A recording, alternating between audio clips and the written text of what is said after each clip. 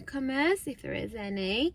Thank you for watching as well, for the people who've come from the last video. Today is Thursday the 21st of January. It is currently 8:30. I am just sat in the car waiting for my next click and collect parcel. I've done the school run, so please excuse the hair, got caught in the rain. I hope everyone's doing well, still in lockdown. It's not the best, but better times are coming, I promise.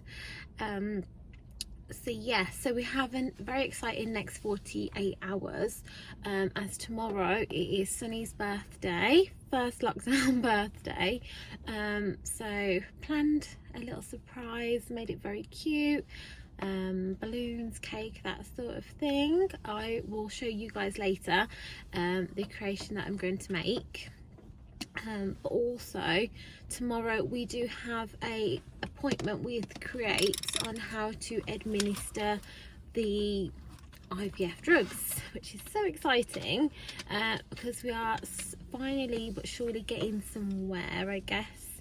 So yeah, it's actually happening.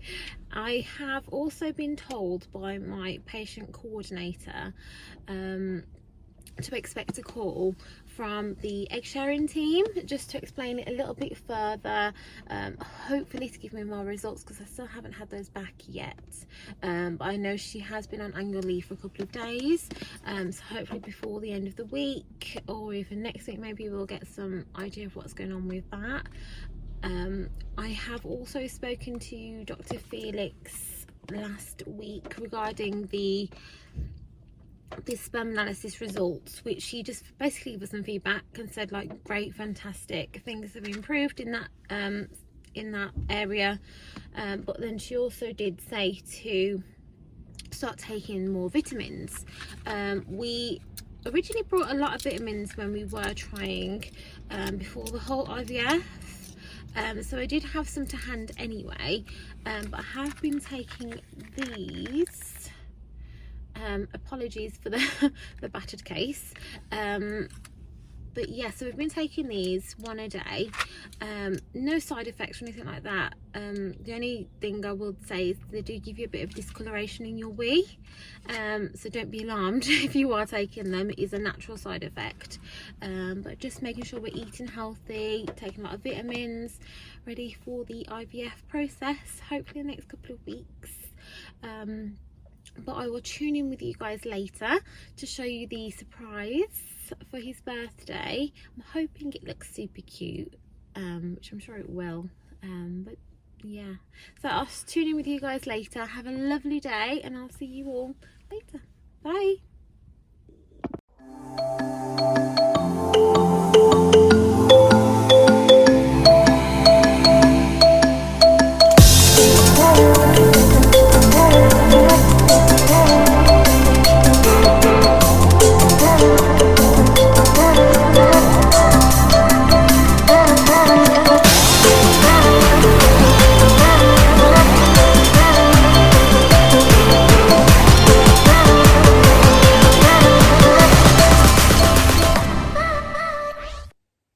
Hi guys, I'm back with part 2 of the video. You did not just see the fake tan on my hands. That's not there. You didn't see that. But yes, just to go through with you guys about our appointment, which we had a couple of weeks ago with our nurse, just about obviously our next steps and getting the results back from our genetics testing. The results actually came back positive and they were fine, which is great. So now we've got the go ahead to go with the egg sharing, which is the best news we've probably had out of this year so far. It's just also exciting, obviously, with the go ahead of the egg sharing, which just means that we can start our treatment soon as well. So it's kind of like a double whammy in the same sense of being able to start our treatment, but then also being able to give another family obviously their chance too. So super exciting. So the main question is obviously what happens next. So what happens next, we had a lot of forms sent to us from our nurse and from Create, just to make sure we're putting all the information down about myself, my medical history, my mum's past medical history, my dad's past medical history, all that sort of stuff. Just all the important things obviously the parents need to know obviously when choosing which egg they want to go for. So it was pretty long-winded, but it is, like I said, very important information they need. So it took us about a weekend to do in total. At the end of the forms, we did have a goodwill message to fill out. Not gonna lie to you, it was so hard. It was really hard to think of what to write to, you know, a child you've never met before, a child what's basically half of me, a child what's going to be reading this in 18 years time. Like, how different is the world going to be in 18 years from now? So yeah, so we did a bit of research for obviously what other donors did say. It was really interesting to see what different angles all the different donors went from. I think after reading so many, we just very much went from the angle of being very supportive, you know, just letting them know how loved they are, what their parents had to go through to get them, all that sort of stuff, but just cheering them on from afar, supporting their goals and aspirations. And obviously if their parents do give them the go ahead when they're 18 to, you know, to let them know obviously they are an egg donating child, and then that's when they can get my things like my address and a little bit more about me if they did want to seek me out. But I just wanted to be pretty supportive, and you know, there's nothing to say that this child will ever get that message, but just in case their parents do choose to let them know. If you guys are interested in obviously what I did write on the goodwill message, because if you are obviously egg donating yourself, I completely understand how hard it can be. And obviously I have chosen to share my journey with egg donation and my IVF with you guys, so giving you guys that support and let you know what I wrote is definitely something which I'm willing to do. I plan to add it at the end of the video, so it'd be like a bit of a message for you to read if you did want to read it. A few moments later. So one thing I did actually want to mention on this video is the risks of IVF in general. On our appointment with our nurse, she did go through the risks with us, because I guess when you first look into IVF, you don't really see the things such as risks on the website. You very much just see obviously the positiveness of it. So obviously the pregnancy pass rates or the family stories. Obviously you can look at reviews, and don't get me wrong, obviously there is sometimes some negative reviews on there. Obviously if IVF doesn't work first time round, obviously some people aren't very happy with with how it's gone. But I think with IVF, just in general, you kind of have to go into it with an open mind of, you know, things don't always work out planned first time, so it may take more than one attempt, you know, just fingers crossed and positivity that it does work for you guys, for everyone on first time round. But yeah, so the risks I don't really feel like I mentioned on any of the IVF websites. Obviously because now we're going through it, going for IVF, the nurse obviously laid down the 3 main risks of IVF.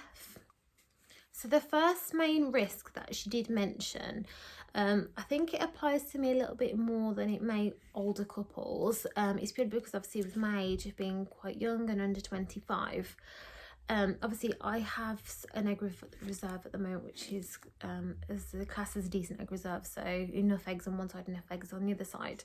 And obviously when you do take the IVF drugs, what that does, it stimulates your ovaries to make more eggs. So the risk what I'm actually at is something called ovarian hyposyndrome stimulation, something like that. Ovarian hypostimulation syndrome, there you go. What that basically means is that my body can reject the fact that this medication, what I'm putting in, is producing loads of more eggs as well, because obviously there's eggs already there. It's going to, like, a hypos, too many being produced at one time. What that basically can do is can make me actually really poorly. I can be sick with it. Yeah, I can be sick with it. I'd have to go into hospital with it. Worst case scenario, it could make me infertile. I mean, obviously fingers crossed that doesn't happen, but the nurse did say purely because of my age and because of the egg reserve I am at high risk of getting that. She did lay down some information on how I can reduce that from happening. Obviously Sunny is very much on top of it to make sure that doesn't happen. But one thing she did mention is to make sure that my water intake is very high, to make sure that you are flushing the IVF drugs out of your system. I don't know about you guys, but I generally struggle to drink at least 2 litres of water a day. I'm more of a coffee or tea belly. Like, I'd rather sit there with a coffee and a piece of chocolate cake than I probably would than a bottle of water. but I have had to make sure that I'm adhering to these changes, because obviously I want to limit the chance of me having this ovarian hypersensitivity. The next risk that she did mention, I don't think there's a name for it as such, but she did say during the procedure of the egg retrieval, not very much that it happens anymore, but obviously it must have happened in the past, is that sometimes when they insert the instruments, you could call it, with the microscopic needle on to take the eggs out, insert the eggs in, that sort of thing, you can actually get punctured elsewhere on the way. It doesn't sound very nice at all, but she said the chance of that happening is very low, but obviously it can happen in some cases. I'm not really too worried about that though. I just feel like within time, obviously the doctors know what they're doing. Obviously you put your trust into the doctor's hands. So yeah, I can't imagine that being too much of an issue. The next risk that she did mention was just general things which you do get with normal pregnancies anyway. So obviously things like miscarriage, ectopic pregnancies, that sort of thing. I mean, everyone, I hope obviously no one actually ever goes through that, because I can't imagine how horrible that experience is and how you feel during that experience. But that obviously with IVF is something that can happen as well. Very sensitive subject. I mean, there is a lot of websites and support and that sort of stuff if you are going for that sort of thing, but fingers crossed, thinking positive, manifesting a pregnancy first time round. So yeah, obviously since getting the go-ahead as well for the egg showing and for the treatment, I have actually come across a lot of Facebook pages and Instagram pages about IVF, about other couples which are going through it, and the amount of support which I come across on this one Facebook page is crazy. Like, I've never seen people support each other as much as I've seen people support each other on that Facebook page. It's crazy. Like, you could be having a down day and you could have someone all from the other side of the world commenting on there, making you feel so much better. I can pop the Facebook link down below, obviously, if you did want to have a look at that. But also the Instagram pages are fantastic as well. There is a journey which I am currently following, a lady from Birmingham as well, on Instagram. She's another good support to follow, to inspiration to follow, I suppose. But yeah, so social media is a great platform as well for you guys. Obviously YouTube as well, here I am, for you to follow, to share your experience, to ask any questions, anything like that. Definitely do it. Just have a read, just have a Google. Talking about social media, actually, obviously the past couple of weeks of waiting for some more information, some more appointments of obviously what's happening next for us. I have actually made an Instagram page related just to the IVF procedure which we are going through. I do have my personal Instagram as well, which you can reach me if you wanted to, but this Instagram is pure IVF related. So when obviously medication takes part, I am writing down each day of obviously what we're eating, how I administer the medication. Obviously I am sharing the journey with you guys on here as well, but obviously this is going to be in diary parts, whereas my Instagram will be very much updated daily, live videos, that sort of thing, just to keep everyone up to date and just to share the journey as much as I can. And it's good to obviously meet familiar people, like I say, share support, all that sort of stuff. So yes, definitely. But also, actually, one thing I nearly forgot is IVF journals. I didn't know they were a thing until I found an Instagram page, a lady who was selling them. They are so cool. Like, I know you get baby books obviously when you're pregnant, so you can track your journey, obviously when baby's born, first 12 months of life, you can put anything in there you want, their first lock, their first tooth, that sort of stuff. But I did not know IVF journals were a thing. I'm actually torn between two books at the moment, which one to order. There's one on Amazon, which is really good. You write down all your daily thoughts, your daily water intake, your medication, what time, that sort of stuff, and it's full of positive quotes. Or there is one on Instagram as well, which is very similar, but I think it's a little bit more in detail, obviously writing how you're feeling, what part of the journey you're at, what different symptoms, all that sort of stuff. But they are very similar, but they're both very cute. Like I said, I didn't even know it was a thing, so I'm definitely going to order one of those, especially when I start to take the medication. I think it'll just be cute to add along with the baby books when it comes to that point, so I can kind of look back through the whole journey of obviously of how I felt at the time, obviously the journey with you guys on YouTube, but to have it all wrote down, to add photos, that sort of stuff. but I definitely recommend if you want to have a look at those. Thank you for watching my video.